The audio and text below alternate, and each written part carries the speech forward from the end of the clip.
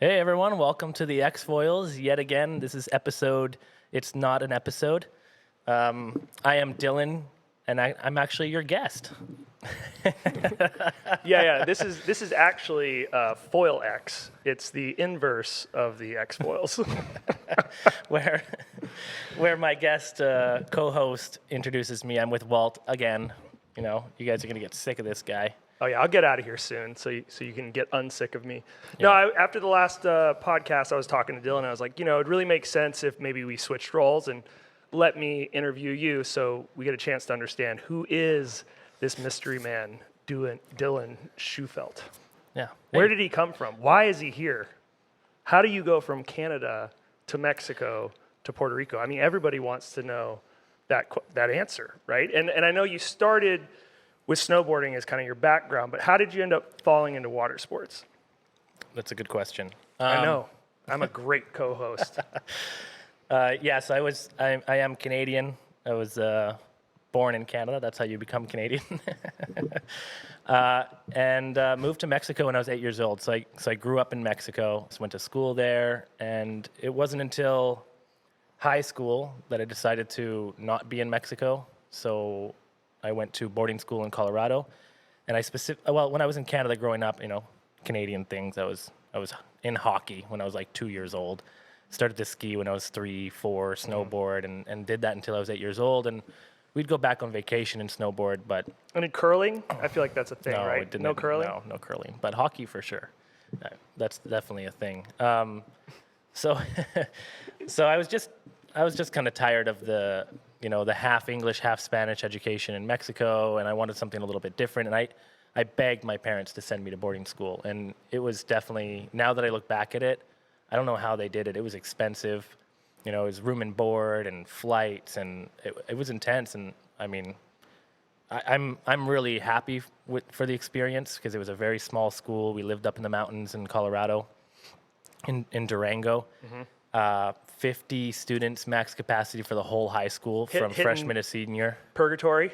Yeah. So that's the mountain that we went to. Yeah, it's a fun mountain. So specifically went there because my buddy, also Canadian, moved to Mexico a little bit later than I did. They didn't spend as much time in Mexico, but he went to boarding school there.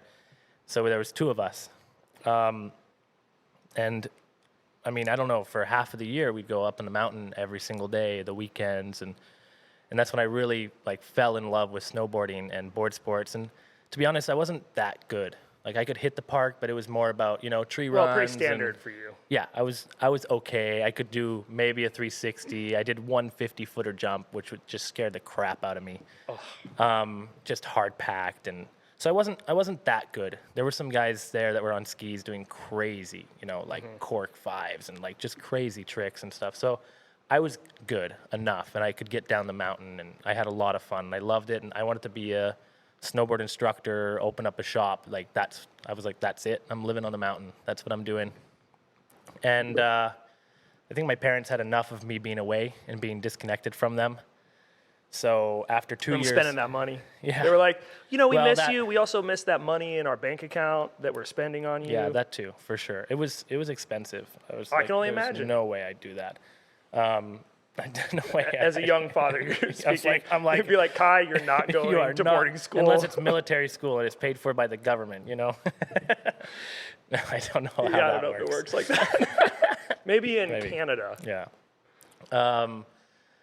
So moved back to Mexico, and at that point we had relocated from Puerto Vallarta to Playa del Carmen. My dad got relocated with his job. So when I came back, we had moved. So where I grew up and all my friends and my base, it all changed. So I moved to a new spot, and because I was in the U.S. schooling system, I couldn't go back to the Mexican schooling system. They put me back a couple years because the credits, it just doesn't line up. It was just very silly. So I had a very weird high school, back and forth. They didn't accept my credits from Mexico to United States. So I did a lot of doing subjects again and again. Well, you probably needed that. Oh, definitely. I was horrible at school. I would assume. I wasn't horrible, but yeah, studying is just not my thing, So I homeschooled. I did the U.S. schooling system, homeschooled, moving to a new place, and so I was alone with my parents. And my younger brother, my older brother, stayed in Puerto Vallarta. He was old enough to not move with the fam. And I was like, damn, I was just planning my next snowboard trip. But it was just a dream, that wasn't going to happen. And I saw kiteboarding, and I was like, whoa.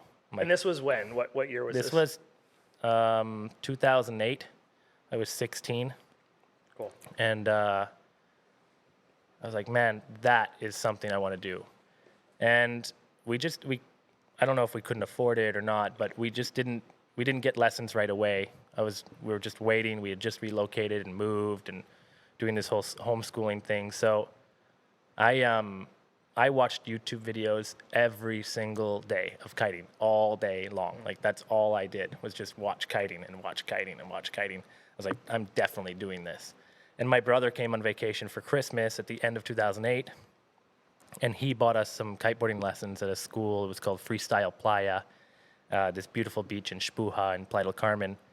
And we did a group lesson, 3-hour group lesson, and I was just hooked. And after that lesson, the school owner, we kind of hit it off, or we were hanging out. He's like, hey, why don't you just work here, help us out? I was like, yeah, I'm working here. Like, this was my plan. Do a board sport, work at a board sport spot. I'm doing it. Yeah. So I see how you could transition, right? Coming from a snowboarding background, like you're already on a similar board, right? And you're doing tricks and seeing like that hang time you get out of a kite, I'm sure was like super inspiring as a 16-year-old. Yeah, so right off the bat, I wasn't very good at it.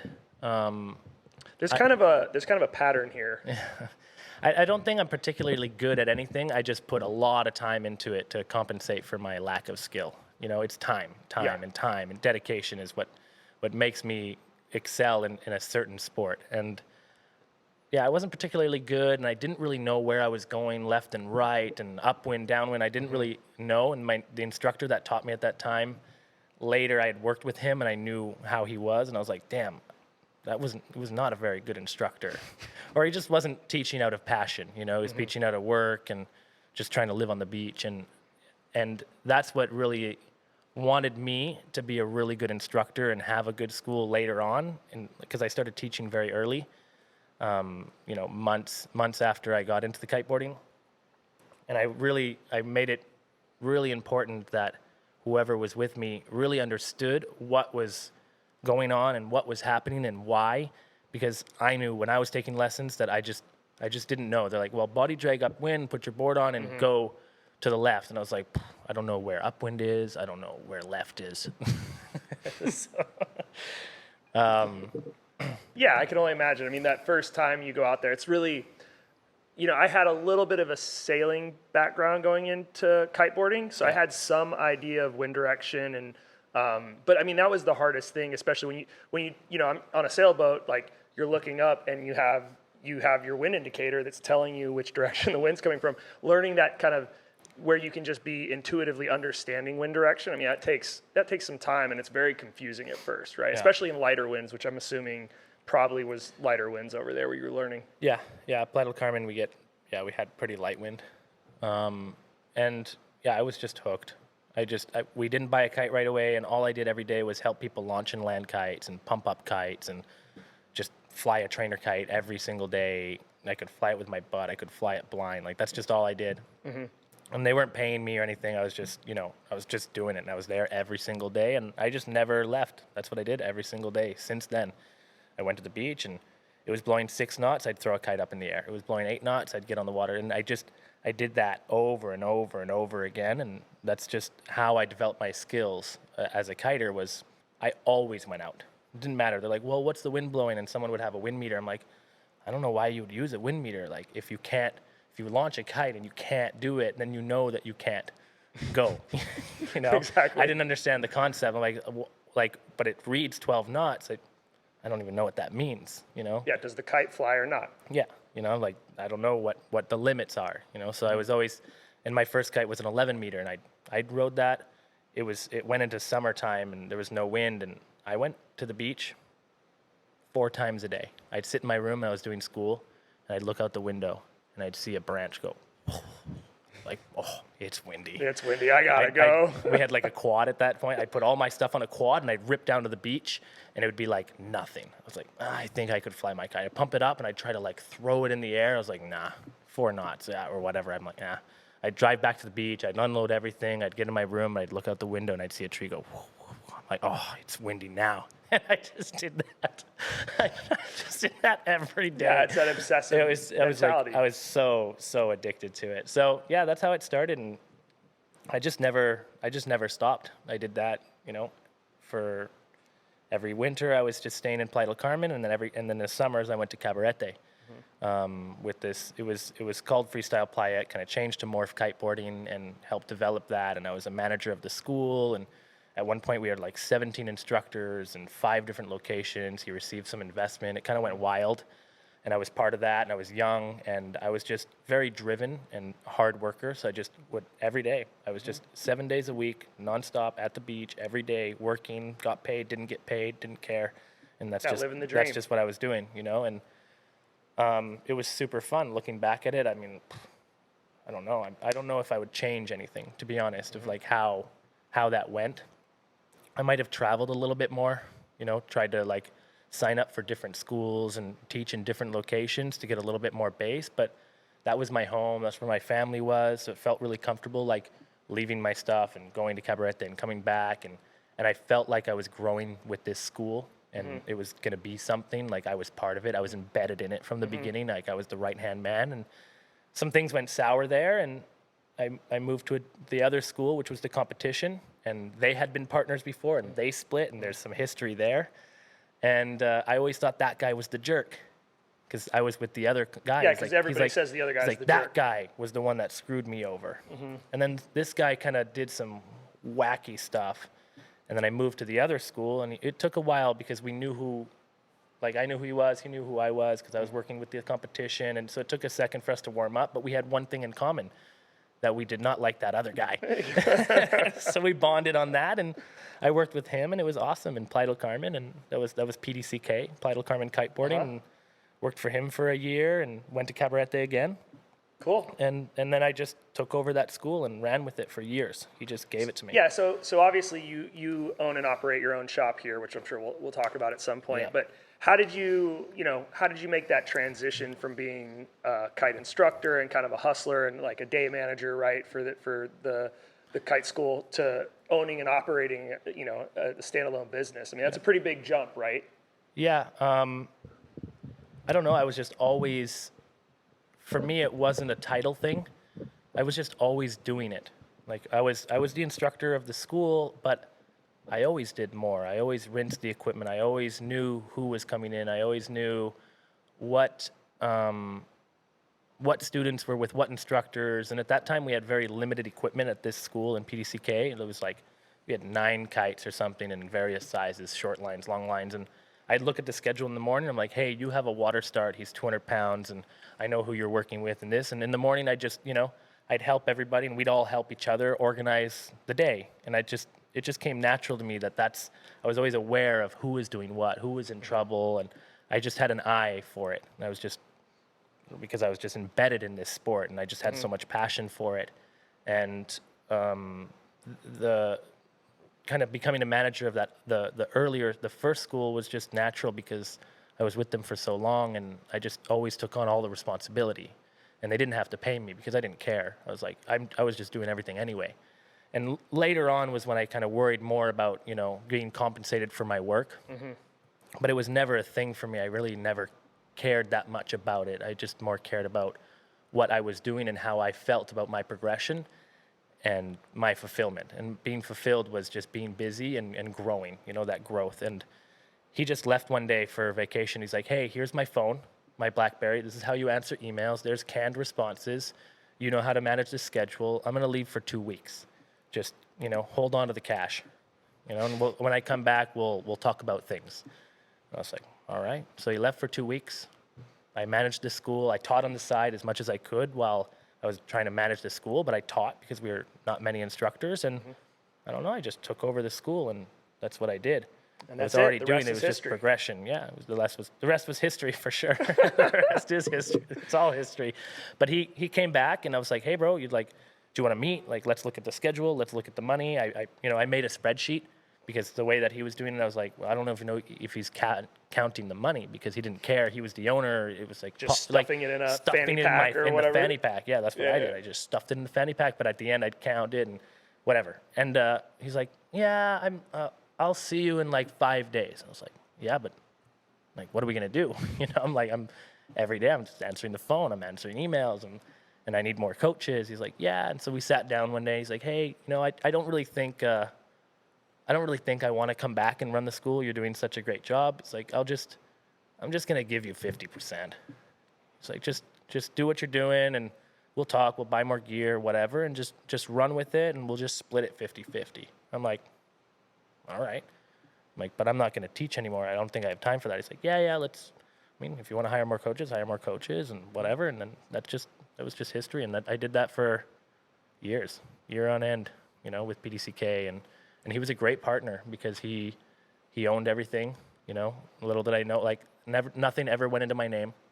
Mm-hmm. I was just running it, and at the end of like the year, he'd come back from Denver or Hawaii or whatever, and he'd be like, hey, how's everything going? I'm like, yeah, this is it. I'm like, this is your half, this is my half. I'm like, you want to look over? He's like, nah, no, here you go. And like, he just trusted me fully. He just trusted me and I trusted him and we had a great relationship and it worked out really well, and it helped me grow, Mm-hmm. because he wasn't very communicative, and I grew the business. We were 3 instructors, and by the end, it was me and 8 at one point, during the winter.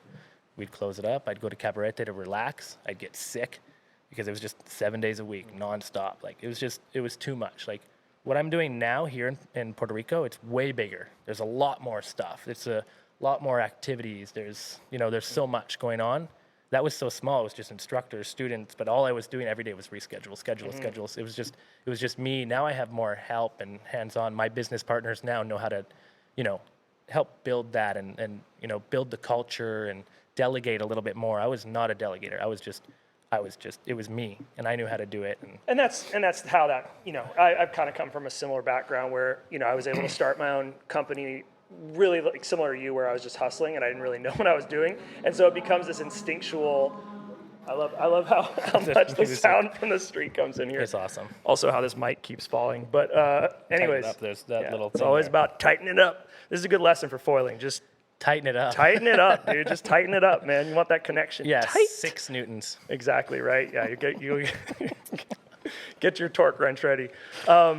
So I think it's all about having that opportunity, and I was the same way, right? Like when you get the opportunity, you're like, I don't know what's going on, but I know this is my opportunity, so I'm going to put my head down and give it everything I got. And 7 days a week, 8 days a week, whatever, it doesn't matter. You're not thinking about it. You're just living it, right? And then eventually you get to a place where you're like, okay, I have to find some space here. I'm going to lose my mind, right? Yeah. So anyways, you started kiteboarding, and that was kind of what got you into the water, coming off of your snowboarding background. I know you were an early adopter of the foil, right? Before we saw all of this surf foil transition, which I'm really excited to just kind of talk about the journey into surf foiling, what that meant for you, because you did have a kite foil background. So you want to talk a little bit about how that happened and what gear you were riding back then? Yeah. How long ago was it, and how old were you? I don't know how. I can't count. I don't know that's how, the Canadian in you. Yeah, I don't know how old I was, so you can guess. Born in 1991, so it was 2012. Somebody do the math for me. I think it was 2012. The summer I was in Cabarete again. I think we went probably, in the mix of all this. That's 21, by the way. In the mix of all this, I met my wife at the first school, right? And she was an instructor at one of the schools I was managing, and then that summer we went to Africa and ran water sports centers there. We were the managers of like a water sports center in Africa, and that was kind of our first 2 months together, and we moved in together to Africa, and we've been together ever since. And then she moved to PDCK with me and was an instructor with me, and when I moved to be a manager, there just wasn't space for her, and she didn't want to do that, and she kind of moved on to her own thing, doing wedding photography and stuff. So you'd say you're pretty much an all-in kind of guy. Yeah, all in for sure. So me and Shadi had, gone to Cabarete again, and man, we had such a good crew there. It was just so awesome. It was so nice to relax. I didn't really do anything, and I had a couple clients that would follow me there, so I do like little clinics to make some cash on the side, but it didn't really matter to me. I was so busy during the winter that I just wanted to relax and kite every single day. That's all I wanted to do. And Cabarete was a perfect spot for it. It's a tiny little village. It's windy all the time. And I mean, I had no idea Puerto Rico was just on the other side of the river, you know, like no idea at that point. But so learning how to foil, I was with Jeremy Green from Jupiter Kiteboarding. And Legend in the industry. he is definitely a legend in the industry. He recently just sold his business, so he's not doing it anymore. He's out. And I'm super happy for him because he's been doing this forever, you know, and super great guy. And I spent a lot of time with him in Cabarete. He would always spend the summers there too. Super cool. And I worked with him in Jupiter in between this Playa del Carmen kiteboarding and Puerto Rico thing. And that's where you saw foiling for the first time was in Cabarete? In Cabarete 2012. Steer the ship. No, I love it. So yeah, he had somebody was gifted a lift setup over there, and it was all Lift made here in Puerto Rico. Yeah, lift here, lift from Puerto Rico. So I learned on the best equipment you could. So this was meant to be this whole journey to Puerto Rico. It all started from the moment you saw foil. Yeah, I was super lucky to be able to get some like early on lift stuff. It was just hanging on this guy's wall. He's like, yeah, I've never used it. This guy from Puerto Rico gave it to me, Nick Leeson, and you know he left it here, and so cool. I don't know. So we put it together, and every nut was separate. Like there was no inserts in the foils, so it was like a nut to bolt. And anyway, we put it all together, and I don't know. It took me 45 minutes to get on foil, and was going upwind, and had to figure out how to go downwind. You know, right? The big challenge when you start kite foiling. Yeah. I know you guys talked about that before. I was hooked. Because in Cabarete, the wind picks up around noon. You know, it's a thermal wind. So you can only kite starting at noon. And I'd always get out earlier on a big kite, but no one would. You know, everyone's very like, you know, when you get the conditions all the time, you become a snob about it. So absolutely. Everyone would wait until they could ride their 9 meter. And I was like, no.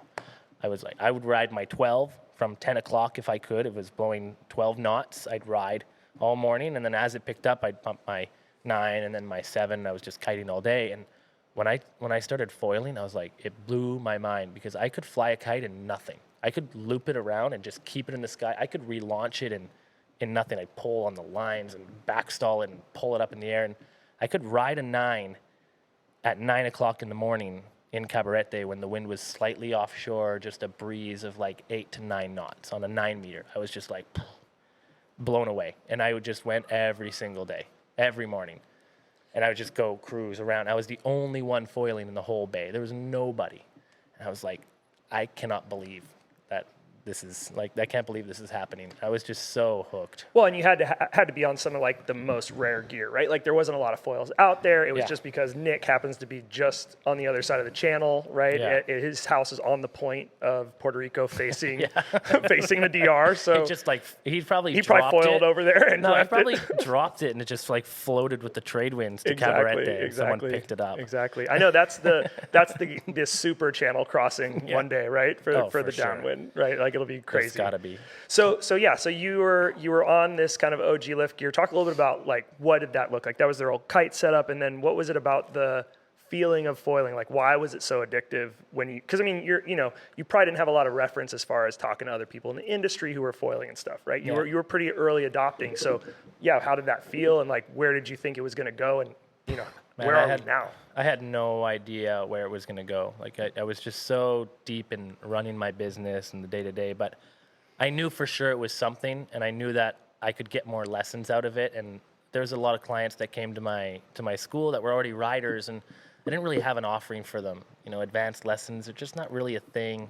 But I knew that, if they were going to eat up my time, asking questions, me helping them launch and land and getting the info and the lay of the land, I could teach them how to hydrofoil, and they will definitely want to know how to hydrofoil. So from that moment, because it just sounds cool, right? Yeah. Hydrofoil. Hydrofoil.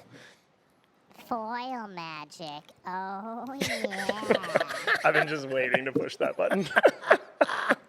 That's a good It is one. magic, man. Yeah, it is magic, So right? Like it's some kind of sorcery. The first time you get on foil, that feeling of no resistance. I was talking earlier, it's like the closest thing to that feeling in foiling is like a really great powder day. Yeah. Where you hear nothing, you feel this like completely limited friction and that feeling of just cutting through whatever, whether it's snow or water, and just, it's just magic. I have never felt anything else on a board or in my sports, lifespan that has kind of equaled that experience, right? It is something, this feeling of flight over water that's pretty crazy, especially like when you have, you're like, how high am I off the water? Am I about to breach? Which you quickly learn how impactful breaching is on your face, right? Yeah, for sure. I am. I was addicted to the feeling, but I was more addicted to getting more water time because I knew that I always wanted to kite at all times. Because at 22, you were like an Energizer bunny, right? Yeah. Like there was just no stopping. Yeah, you just go until you go to bed, and then you just eat burritos and then get up and do it again. And and I was riding. Back in the day, I was riding EH kites, and they were from Cabarete. Eric Hertzen, he designed like a beginning of best kites. On the Nemesis, you'll see the little EH on it. And I was riding his kites, and he had this Ovando that came out. It had like a point to it, and it would like accelerate upwind extremely, like very high aspect kind of thing. And it was revolutionary in the way that he explained it, that you could ride in lighter winds with this smaller kite. And so I had... So you paired that with the foil? No, I had... just back in Playa del Carmen, that was my big kite, a 9 meter. And then he had a other kite that was like high winds. It was called the Ripper, and it was very flat and it needed high winds to accelerate. And I had a 9 meter. So I had a big kite 9 meter and a small kite 9 meter. So it was like... the lamest quiver ever. Yes. I was like, I love the 9. I'm like... I 9 got a is 9 a great Ovando size. and a 9 Ripper, and I was like, that's my setup.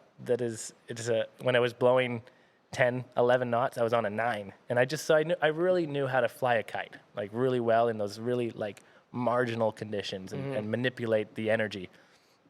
And yeah, for me, it was just, I could get on the water and I could manipulate that energy and actually be on the water and utilize it in the right way and accelerate and go upwind and downwind and drift and loop it around and just play with it. It was a lot more three-dimensional, like the way that you could fly your kite and use it. And there's just a lot less limitations of Well, flight. yeah, because with the foil on a kite, and it was the same experience I had, is all of a sudden you have this incredible ability to cover ground. Yeah. So it allows you to manipulate where your kite is in space. So as it's falling, you can head straight upwind, tension those lines, pull it back up, right? Or do whatever. And I think that's something you miss. You have no glide. You don't have that ability on a twin tip or on a surfboard to do those kinds of things. And it was the same thing for me when I first flew on a foil with the kite. It was like, man, you can have my twin tip, you can have my surfboard, like all I want to do is this, because of that feeling of freedom and being able to go upwind and downwind and speed and glide. It was just super magical for me. Yeah. So anyway, so you learn to foil, right? You're down in Playa del Carmen. You were really just foiling with a kite at that point, and until you moved to Puerto Rico. So how did you end up going from Playa del Carmen to now, the N1 Surf Shop empire in Puerto Rico? Yeah, Kite Puerto Rico. I'll do like a super... I never know if are we still Kite Puerto Rico, N1? It's hard because we moved here. And right, it's so many things. Kiting was our thing, and the name of my business was Playa del Carmen Kiteboarding, and it just made sense. Like, why would you call it anything You're a kite else? school. You're a kite school in Playa del Carmen, easy. So when we were moving to Puerto Rico, I'm like, Kite Puerto Rico? And they're like, yeah, no brainer. But then when foiling came around, as it has, and how it's accelerated, like during COVID and everything, I was like, we do a lot of foiling. So Kite Puerto Rico doesn't make as much sense now, but I still resonate a lot with the name and the branding. So I've been trying to kind of merge over to N1 Watersports, which is our Numero brand. And then the N1 Surf Shop made a lot more sense for the surf shop because it's not only kiteboarding and it's very specialty, so I didn't want to niche it out for Kite Puerto Rico. So we called it the N1 Surf Shop. And I kind of have like a little bit of N1 Watersports in there, but I still really call it Kite Puerto Rico. Yeah, I still honestly. call you Kite Puerto Rico. Kite Puerto Rico. And I was we were in Cabarete, and before that, we had gotten, like, our contract ended in our spot in Playa del Carmen. We were at like a concession at a resort, and they just didn't want to renew our contract because they were expanding. And I had a couple of students and good friends at that point, D and G, and they kind of wanted to get into business with us because they liked us and we treated them really well, and he liked how I ran the business and Yeah, he saw a hustler. how I treated him. One Like, hustler to another. He yeah, was like, for sure. you're He a just- hustler, you yeah. got it. He understood, and it's like, well, why don't we do this, or why don't we buy that, or why don't we expand, or he was ready to invest with me and in me to grow and do something with the kite world. We were looking around for a spot and we could do something with them, and we were in Cabarete doing like a manager's trip and teaching some of their employees, and we were chit-chatting, and I met this guy. He's like, man, why don't you go to Puerto Rico? It's windy all the time. I was like, Puerto Rico? Like coastal? Yeah, it's like here, but over there. Puerto Rico. Right? Yeah, he's like, I've got property in Salinas. It's windy every single day. Like every single day. It's like, I've got 20 acres over there. Just go there. I'll rent you a space. Just set up a kite school. I was like, wow, that sounds cool. I'm like, hey, why don't we go to Puerto Rico? He's like, and Damien's like, I'm Puerto Rican. He's like, I'm Puerto Rican. I was This like, is going to work what? great. And so we were like talking about it, and it took a while to get all the ducks in the row and kind of figure out what we were going to do. But we were all in. That was the plan. We're going to go to Puerto Rico. We're going to open a kite school. And I had never been to Puerto Rico. I didn't care. I looked at the maps. I looked at the stats. I looked at what was going on here. And I was like, It's going to work. I'm like, I could make this work for sure. It's, U.S., it's got some, rules and laws, but it's Caribbean. So there's, But it was this nice because relaxed you didn't have lifestyle U.S. about it. citizenship, so it's still a little sketchy, which keeps you comfortable. It was hard. Yeah. That took a while for sure, And this was right around Maria, correct? Like that played a role in this whole yeah. thing too, didn't it? Yeah, so I sold everything. We sold Playa del Carmen kiteboarding. We got it out. My wife sold her business, her photography business, and we had just bought an apartment at that point. We were like ready to leave it behind and rent it out long term, and we're moving to Puerto Rico. And that was it. We were going to go there. We're going to find a piece of land, or we didn't know what it was going to be. It didn't matter. It could be like a cabana. It could be a hotel. It could have been nothing. It could have been, let's just start a kite school. Who cares? And we were in Colorado with D&G, and we were had our flights lined up, and we were looking at the forecast. I'm like, there's a huge hurricane heading towards Puerto Rico, and we had our flights 2 days before Maria.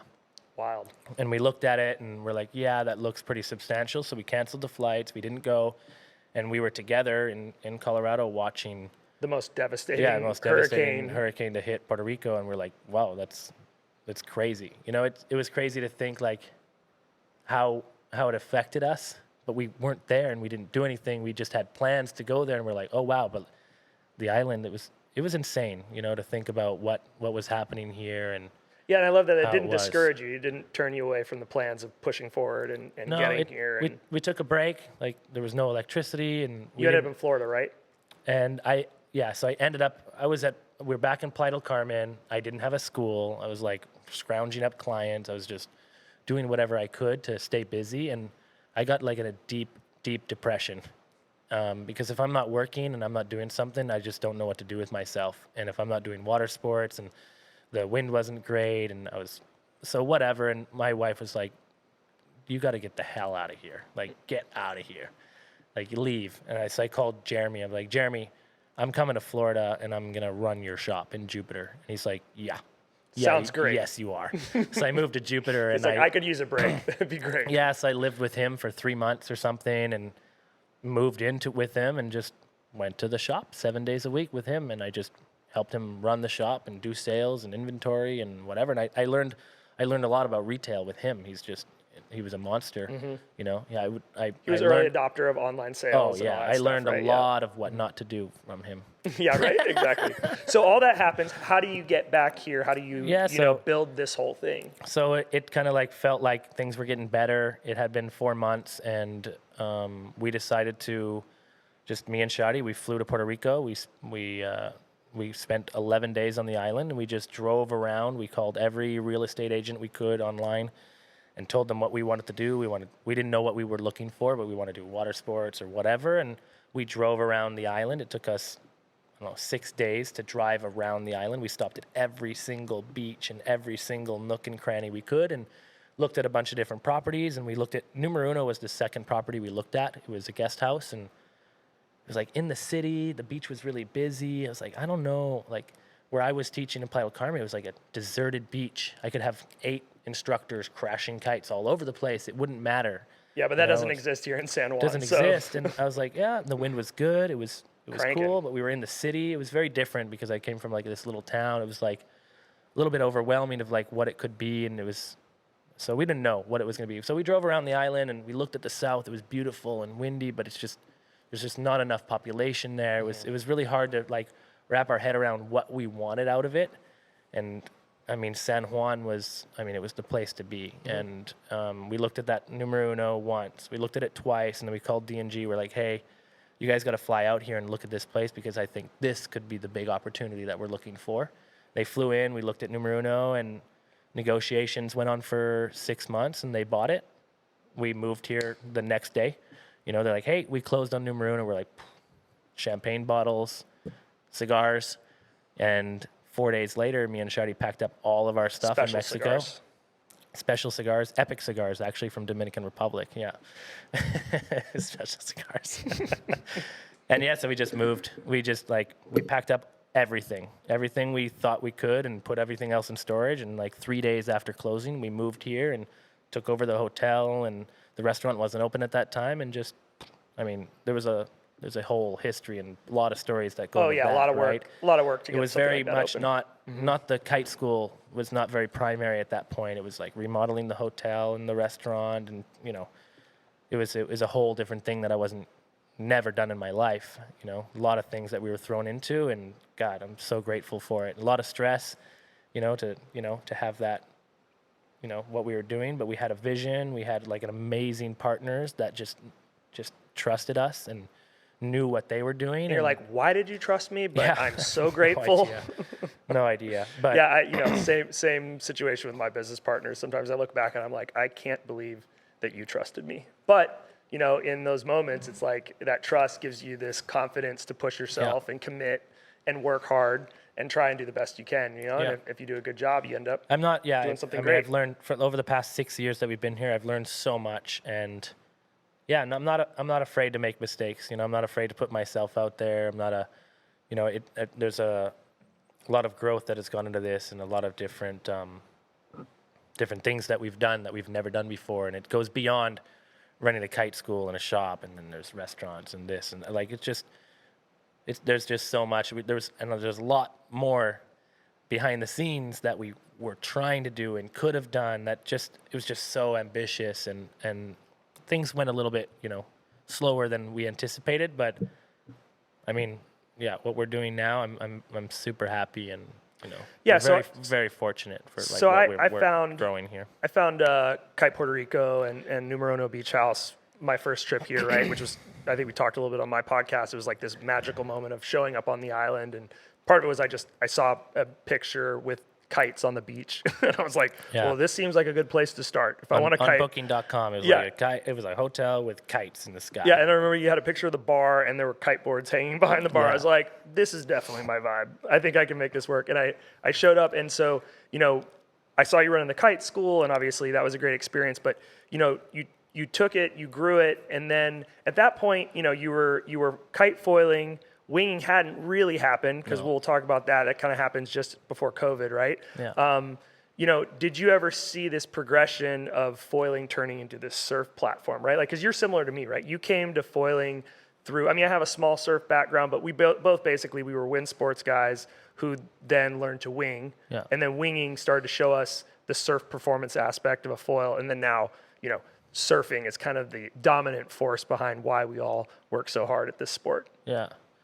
No idea. I knew I was foiling, and I knew that there was I didn't even know that things were going on in the background. I was just so involved in what we were doing and what we were growing and how to manage all of that. It really came about now as I settled into the business and as it started to grow, that I wanted to be, as I had the retail. I love selling things. I grew up in a house of sales. That's all my family does. They all work in timeshare. I grew up in a family that they sell real estate on crack, right? Timeshare is if you can sell timeshare, sell anything. You can sell anything, right? So I grew up in that, and My whole family does that. That makes a lot of sense. That's and they all- that's why I've spent all my money on foils.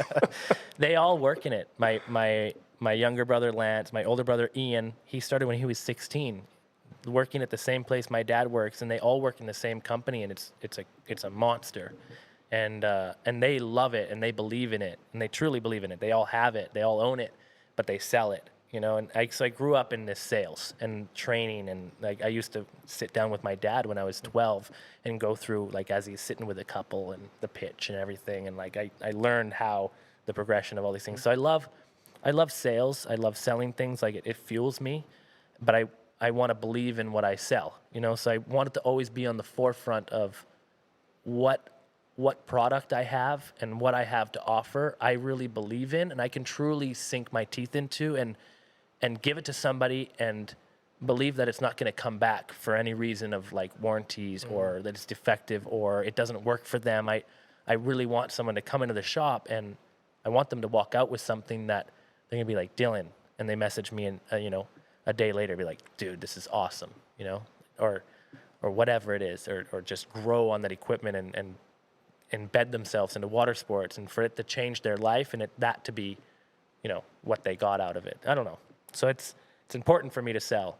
So that's how you ended up digging more into winging as that came out, because so you're like, these are new products. I got to figure this stuff out. Yeah. So with kiting, it's like, you know, every kite's kind of good, and I'm glad that I, you know, partnered up in the early days with North when they first came out. I knew that that's a brand that I wanted to be part of, and I kind of grew up with them, and I'm really in bed with them because I started from the beginning, know them really well. I travel with them, and I've tried all their equipment from the ground up, and I'm kind of part of their culture, and I really believe in what they're doing. I really like it. It's part of their product testing team, Yeah, right? Yeah, so- we should talk about that some at some point. But yeah, so But I mean, it was important for me to like, I was like, with the kiting, it was different. But when foiling came out, I was like, there's so many different offerings and sizes and things. And I really like, I had to be hyper focused on what I could, you know, offer to my clients. So I got really deep into it. And that's when it really started to develop, was when winging and foiling started. Then I got into surfing. Is like, it's really important what you have on a different level. Like you could buy whatever kite,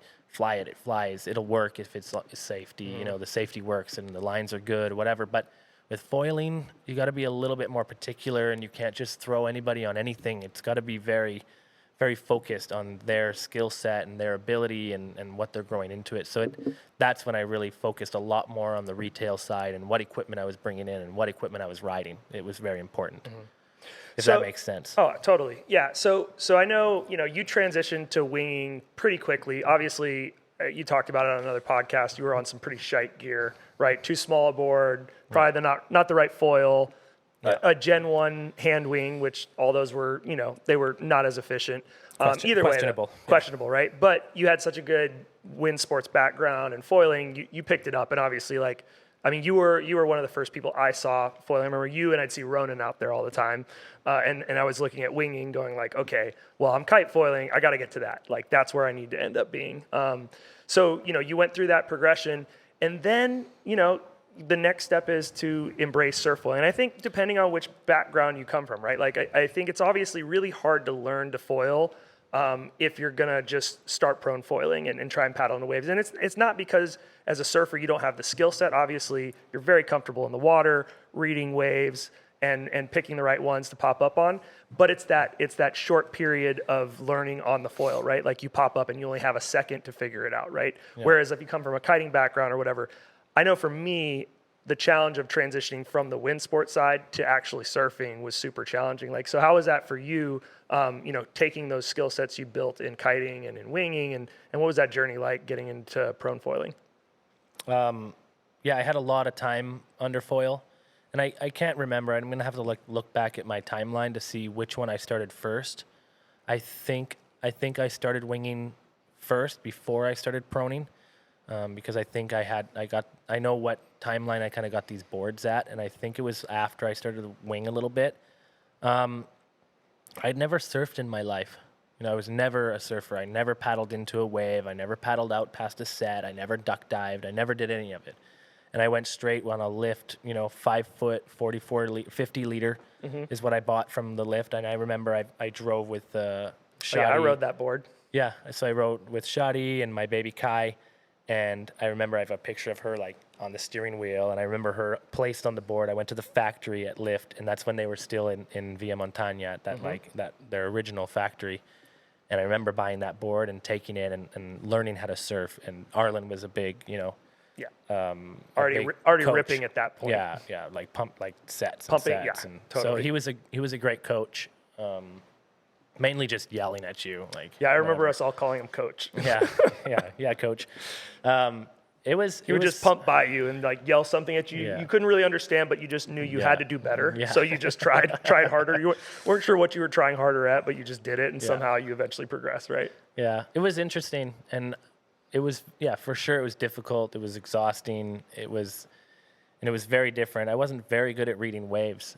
I had no idea how the waves worked, and I just paddled and learned how to pop up on it. And I could get to my knees, and then I could get on the board. And as long as I stood up on my feet and I could catch a wave and I was rolling down, I stood up, I could foil. And once I was on the foil, it was different not having a connection, behind you, like a little bit of stability. It was like free flow, and I didn't really know how to ride the wave and where the energy was going. I like outrun it and then stall out.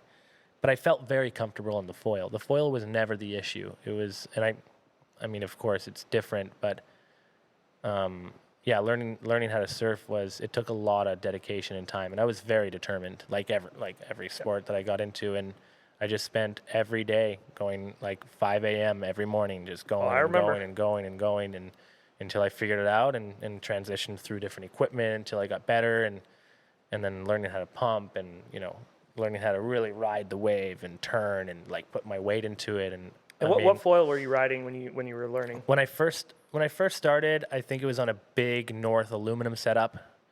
It was like an 18. It was like a 1500R. There was the reflexed foils, and then I was looking online and I saw this guy selling MFC, the Maui Foil Company. I bought a whole setup, like a 1400, a 1200, and I don't know what the other one was, but there was if three Kai of them. rips on this, then I'll be great. Like, this is exactly what I need to be riding. That has to be the setup, right? So I bought that, and I was winging the 1450. I was a beginner, so I was winging that, and I was proning the 12, and I was like, I saw him pump for 11 minutes. I mean, this has got to be the foil he used. I didn't even know that at that point it was Armstrong, that foil that he was using that time. But anyway, it was. That's what I was running on until we broke the mast. And I remember that. Yeah, we snapped it. I remember we were towing when it broke, and Dylan goes out there and I throw him into a wave, and he's like riding. Maybe doesn't look the best, but he looks fine. And then I get on it, and me and Arlen were both like, we can't even stand on the thing, dude. Like I get up and it's just like I'm flopping one side to the other, back and forth, and just it was the most frustrating session. Then we get done, and the entire connection point from the mast to the fuselage was just crooked. It was like 15 degrees off to the side and like loose. Anyways, that was just a moment where I was like, fuck you, Dylan. Like you can just ride anything. And this actually is a good point, because I think a lot of times we see these pros, these like super athletes or folks who've been in the water their whole life or had a ton of time on a foil, and you see them doing things on gear that you think, well, that's going to translate to me, and it doesn't always, right? I think that's where we're in a great place now that we have these big spans of gear. Like you don't always have to be on the most high performance thing. It's super important to not be in those early days, so you can really learn and grow, right? And then eventually you get to where you can unlock those high performance, moments, and now all of a sudden you're improving and you're progressing. And again, that's the whole point, right? Like that's why we love this sport, is that kind of endless feeling of being better at something or having something new to suck at. Like I think the expansion of sports has been great. Where's my foil drive button? It's right there. That's that yellow one. Foil drive. There's always something new to suck at. Yeah, for sure. It was super fun, like going into it, and still like, I mean, where does it stop? Like now it's the most exciting, right? That's how it always feels, right? Yeah, right. It's got to be slowing down a little. I mean, you look at foil progression and how it's going. Yeah, and design, right? Like we talked about the 120 before, and that was such a revolutionary foil to see this high aspect, which we now almost just consider a surf aspect, right? And it's it's funny that you don't ratio. even need to say lift. You just say the 120. You say 120 and everybody knows what you're it is. talking about. Mm-hmm. Yeah, it's a legendary foil, right? And from it came the 90 and all the other stuff they did. That, again, each one opened our eyes to go, wow, foil section matters, right? Yeah. Like how these foils are designed, the numbers don't really matter that much. Like they can be anything. And as we pushed into smaller and smaller foils, you know, I think we kind of found the limit of how small to go. You know, I think riding the 70 is pretty hard. That's a pretty tiny foil and hard to manage. And I think everybody's kind of like settling into that sweet spot, right? Where we're choosing the right gear for the right conditions. So yeah, talk about foil progression a little bit. I mean, you started on that original lift setup, which I would assume had to be, you know, fairly forward thinking compared to like the Carafinos and some of those other brands that were out there at the time kiting. Yeah, for sure. I mean, I know that in Cabarete I saw a lot of different brands and the Agera foils, and it was all about, at that point, it was all about racing. There was no surf foils or anything. It was like how fast you could go, how you could tack, and there was Tuttle boxes, and I did a bunch of kite foil races and stuff like that. And I was starting to sell foils.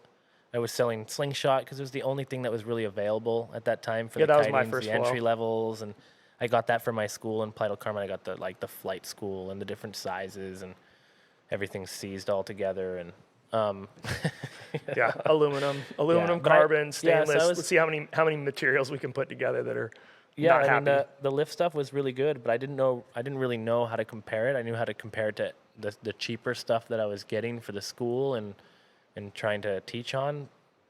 So I don't really know what else was out there. And it only changed. I mean, I still have that lift foil. I brought it from Mexico. I still have it. It's sitting under my staircase. Dude, we got to break that the thing wing out and is- ride it sometime, man. I've had it, and I've been riding it with a snapped front wing. Like, I rode it for 2 years. The front wing cracked on one side of where the fuse connects to the front wing, and it snapped on the left-hand side, and I could feel it. Like, when I turn really hard, you could feel the flex That's in the it. magic. Yeah, that's the foil magic. Foil magic. Oh, yeah. But it didn't really matter. I just rode it like that. It didn't matter. And This is the standard practice of Dylan. I don't know. I just wrote it. It's fine. I hate it because I'm a tweaker, right? I want to like talk about, oh man, like, you know, half a degree shim, positive, negative, this fuselage, that fuselage. You know, I moved it a centimeter forward in the box knot. God, you were the worst person to talk to because I'd be like, I did all this. He's like, I don't know. It felt great before. It feels fine now. I just adapt. You know, I you're adapt very to the well. gear. When you've been foiling for 13 years, it Yeah. allows you that flexibility. And I you know, know- I'm kind of getting there now. Yeah, I know when it feels good. You know, I know what feels good and what I like, and I'm getting more particular. You know, especially with the downwinding and the surfing. Like, I know what I kind of want out of a foil. But yeah, it is really hard for me to switch from foil to foil within a session or change a degree and feel like I'm going this much slower or I've got this much more pump, because I'll just force it or I'll move myself and I'll adapt to the foil a little bit more than the foil adapting to me.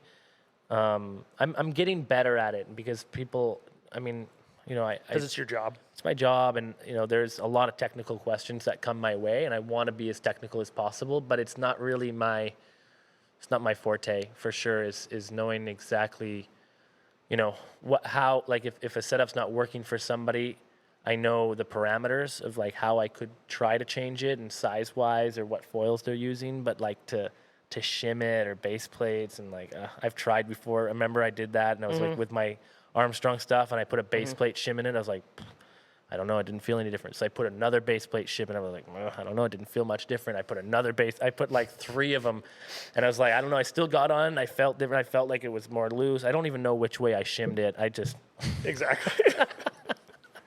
Yeah, so I think this speaks to a good thing, and you can look back on it because you were part of the journey, which is, you know, this idea of the gear's progressing so fast. Yeah. We're all looking for that edge, right? And we're picking up the new gear, and I'm switching brands, you know, and obviously those are big investments, especially when you have a 2, 3, 4 front wing quiver, plus your stabilizers, whatever. Yeah. You know, it's a bigger investment for me, by the way. yeah, exactly. Because you're buying a whole brand to sell, right? Yeah. But I guess looking back on it and looking forward, like, you know, I think that's a place where we all end up as foilers, where we're looking for that edge. And, you know, given where foils were historically and where they are today, how important do you think that is for folks to always be looking for that edge? Or should you really just like kind of lean into the gear you have and just figure out how to be better on that gear? Or is it worth kind of always looking for something that's going to give you that edge?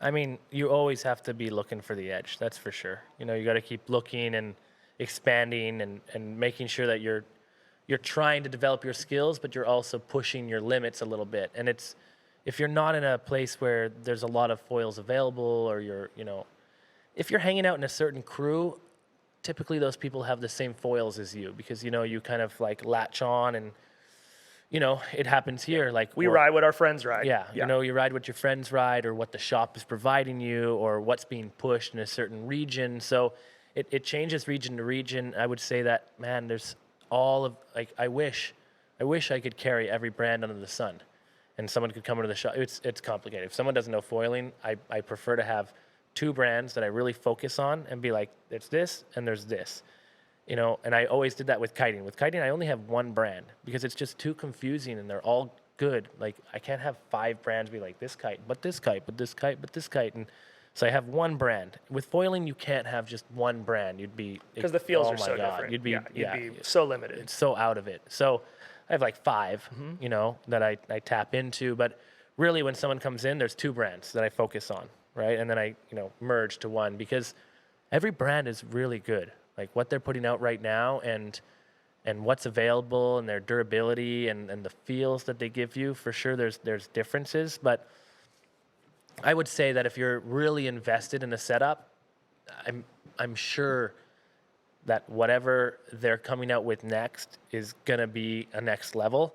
And you should, if you can handle it, and your skill sets and your Wait for it. conditions are set for what the next level is going to give you, I would for sure buy it and invest in it, because it can only make you better.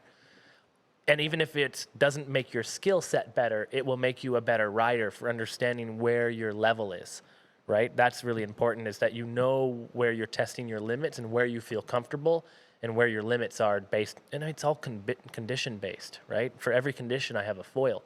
And I ride a bunch of different foils and a bunch of different sizes, and it really depends what I'm doing and what I want to get out of it in that certain scenario. But that sometimes makes it really hard. I've got I'm not going to tell what's in the back of my truck. I don't know who's listening to me. Yeah. But I've got a lot lot of of gear shit. somewhere. A lot of shit in the back of and that I know truck. that I roll up to a spot, or it's windy, or it's not, or it's wavy, or we're towing, or whatever. I know I open the back of my... damn it, I did it again.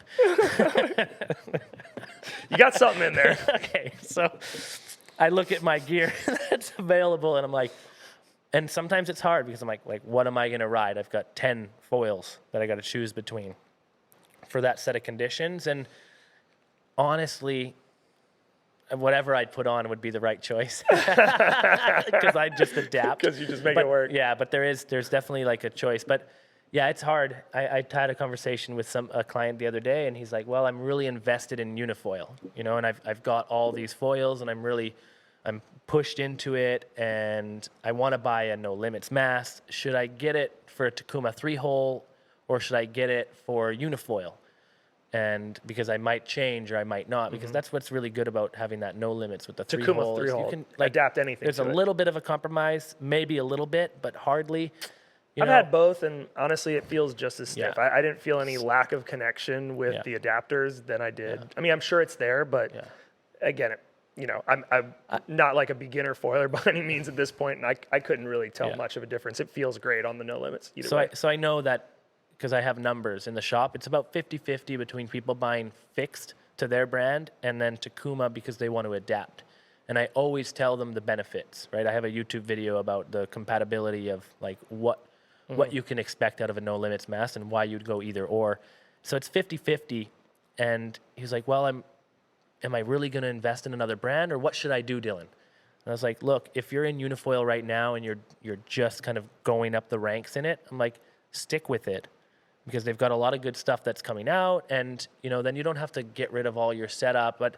I don't know. So he got the unifoil fixed, and instead of like the adapter, and he was just worried about, the connection and stuff. But I wanted to steer him the right way. But yeah, every foil is so good now. Yeah. And I wish, like I said, how this conversation started, I wish I could have every brand under the rainbow in the shop, because I would want to ride all of them. And I think all of them have their benefits, and they have their traits, right? Yeah, I think it's a luxury, right? I think if you have the ability to try a lot of foils, and so first of all, I would just say, if you see somebody riding some gear that you've heard about or whatever, I mean, we're all foilers. That's one of the great things about the foiling community, right? Everybody's frothing. Everybody can't wait to show you their stuff and tell you how much they like it and share a session with you. And, it's very different than kind of like the traditional lineup surf culture. Just if you try their gear and they're stoked on it and you come back and had a shitty session, don't tell them their gear is shit. Yeah, be nice. Be nice, save it for the bedroom or the bathroom where you curse yourself. Yeah, of cry your in the bad, shower shitty alone. session. Exactly. Yeah. But yeah, so, you want to try as much gear as you can. And if you can switch brands a lot, do it.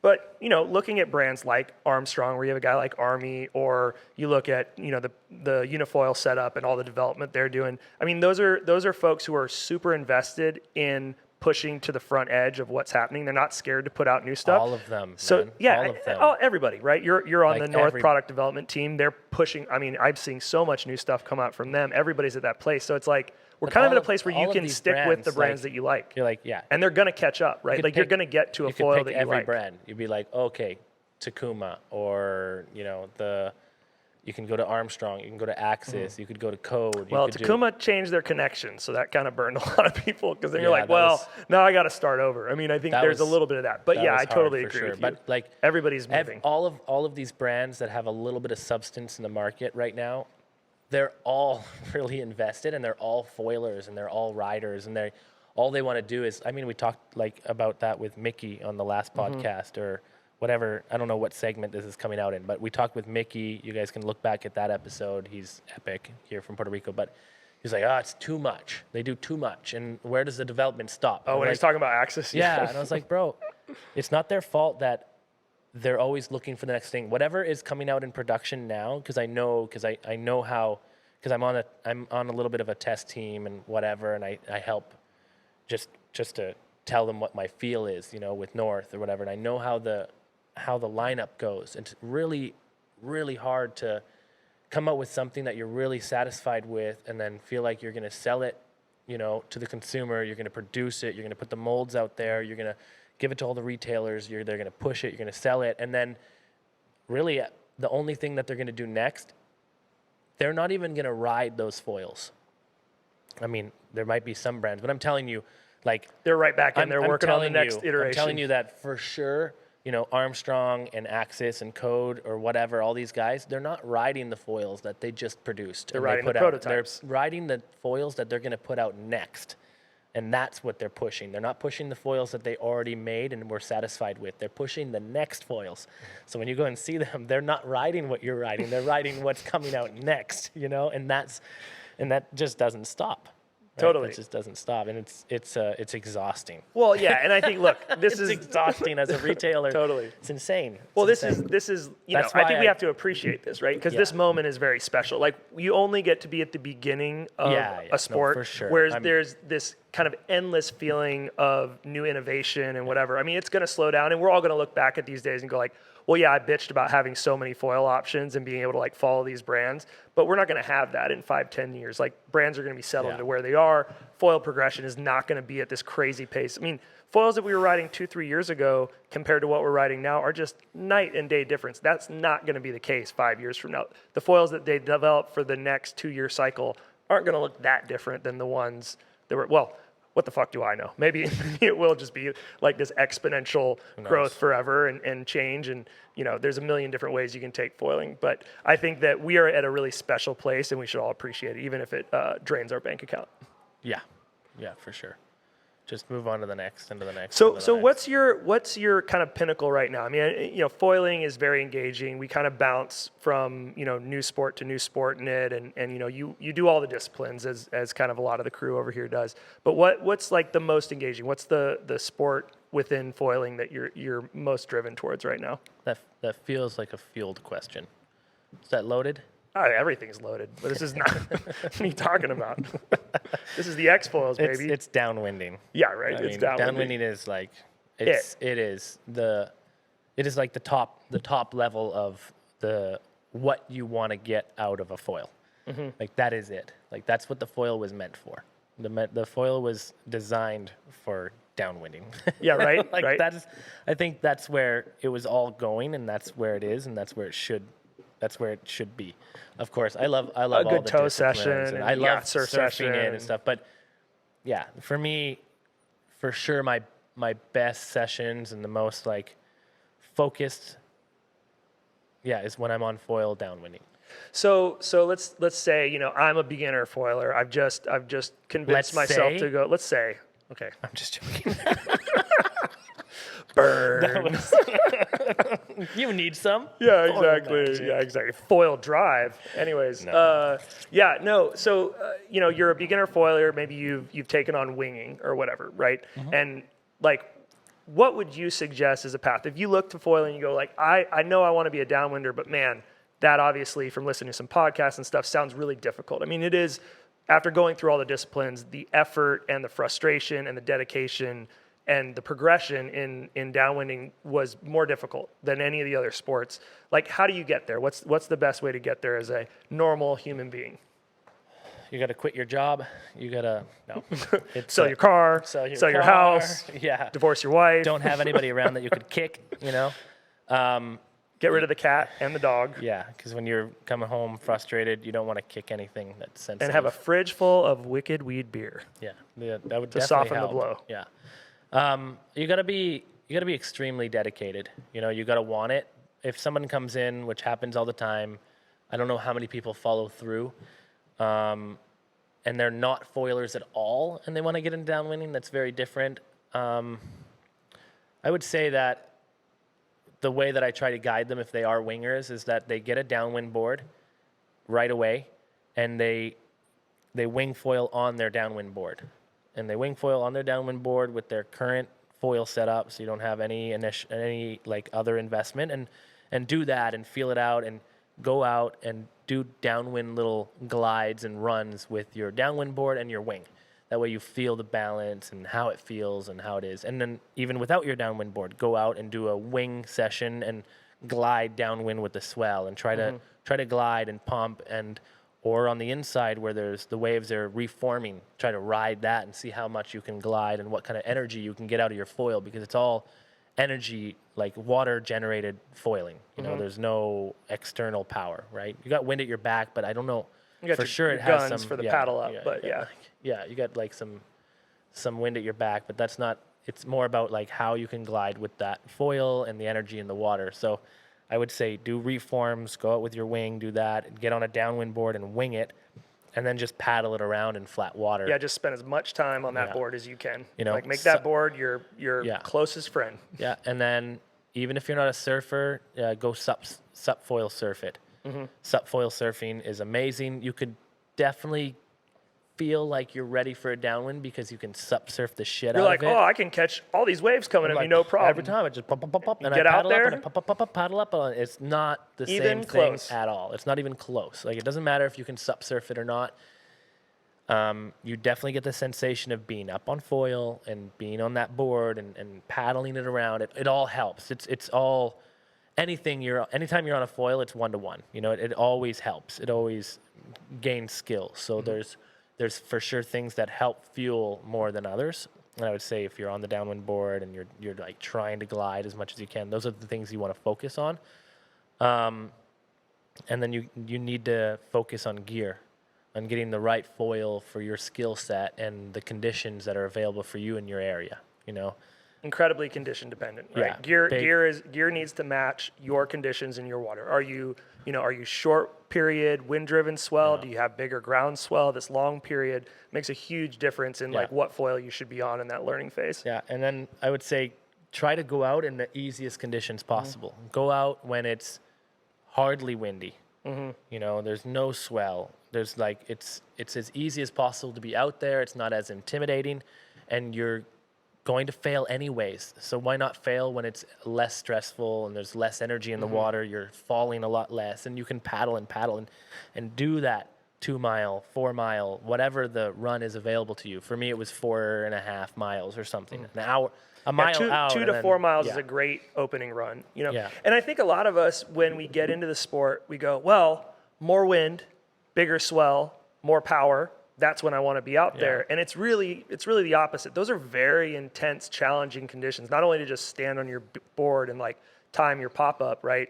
But just being out there is intimidating when you have rollers that are taking the shoreline out of your vision and whatever. You know, you go out on a nice small like 2 to 4 foot day where it's short period and you know, maybe 15 knot winds or something where it's not super crazy. I mean, that's like a pretty pleasant day on the water where you don't feel so intimidated, right? Yeah. Let's talk about paddles a little bit too, because I think that for me was a learning curve. Like now you've been able to try a ton of different paddles and obviously like if you don't come to sup surfing or if you don't come to downwinding from a paddling background, like that's probably going to be one of the bigger obstacles to overcome. So, you know, I know in those early days I was, you know, I'm watching on YouTube and stuff, seeing Jeremy Riggs and the paddle ups and whatever. And we both had that Onoava 105 and obviously we've transitioned. Talk a little bit about what you'd suggest for a paddle for somebody as they're getting going. It's hard. I didn't come into it with a paddling background. I'd never been on a paddleboard. I never sup surfed, never sup foiled. So it was completely new to me, and I just wanted bigger was better. Right? You know, yeah. bigger was better. Means more power. More power. I suck. I need more power. Yeah. And I think, you know, I'm fit, I'm young, and I can overdo it, and I can put a lot more strain on my joints and my muscles and stuff that Then you probably should. Yeah. than I should or that you could. So you got to be really careful. I think, yeah, there is a lot more power in these bigger paddles. But as I started to downsize and move around, I realized that I'd prefer a higher cadence, like more paddle speed and less power in the paddle because it doesn't strain my muscles as much. And I feel like I'm getting a lot more speed out of it, right? Something a little bit smaller. So like 90 square centimeter opposed to like 90, 105 or 110. Yeah, like 90, 95. You know, I started with an 88 because that's all I had available before I started like, you know, getting some quick blade paddles. And I don't know. I don't really remember. I never went back to something so small. So right now I'm on the code paddle. It's 90. I think it's 90-ish. 95? Maybe 90. 85? I don't know. It's smaller. It's Well, smaller. and also It's head gotta be- shape, it's probably right? 90. They're putting concave in these things that, you know, the angle where it meets the shaft, right? And then the concave on the head, those things all play a role in like how much power you get, even on a smaller head, right? I totally agree because that was a big challenge for me. I remember my shoulders kind of being one of the things that was holding me back because I was on that big paddle all the time. And then we were talking a little bit about, you know, you go out and you start sup surfing and you're catching these waves. You know, I think the big difference from sup surfing to being out in the bumps is that, you know, you got to get used to you're catching the back of a wave opposed to the front of a wave, right? And I think that's a really hard thing to mentally transition to because you can tell when a wave's coming. It's really hard to feel where the energy is on the backside of a wave, right? Yeah. Yeah, and it's funny because you have to transition because we go out from a run and then in through the reef. And then as you start coming into the reef, you start riding the faces of waves instead of the back of them because the way the energy is as they hit the shallower water is totally stack different. up, And then yep. you get sucked up and you get in the wrong place. So when you're sup surfing, you gotta ride the wave. You gotta catch the wave. When you're out in the swell, yeah, you're catching back sides of lumps. It's strange how you feel yourself. When you see a big one, you think that's when you want to paddle, but you want to paddle after the big one where it's sucking you up and that's where you want to go behind it. It's a strange sensation. You got to be out there and spend a lot of time to get that feel. That's where here it's amazing because we have that spot. It's called El Perro, and those waves come in through this little channel. Yeah, it's like a little mini Hood River. Yeah, and it depends when the tide is, but you are catching swell, right? You're not catching waves, and you're on the inside in like a lagoon. It's insane because But they stack up short period, Yeah. like a wind bump in Yeah. Hood River, where you're still doing that same technique of waiting for the swell to pass you and kind of capturing the energy in between the backside of the swell and the rolling swell behind it, right? Yeah. And it is a really amazing place. I think wish river I mouths wish I kind of give spent- you that. I wish I spent more time there. Oh, me too. You know? I just did it for the first time, Yeah. 3 weeks ago? I mean, I learned over on the west side where we don't have anything like that. And after just going there one day and, you know, just because it was too big to go do anything else outside, we just kind of pumped around and popped up on stuff. Amazing training ground. Yeah, I mean, there's a lot of info out there. There's a lot of podcasts. There's a lot of YouTube videos regarding, you know, how do you get into downwind and what you should look for. And I mean, it's overwhelming. The reality is there is no right or wrong. You could have the wrong gear. You could definitely have the wrong gear. You could be in the wrong conditions. But like Mickey when he started. But if you're out there and you're trying to do it and you fight through it and you learn from your mistakes, you're doing it. Then you're going to get it. And I think it's really important that you don't stress as much about the technicalities and the perfect conditions or the perfect gear, and that you get out there and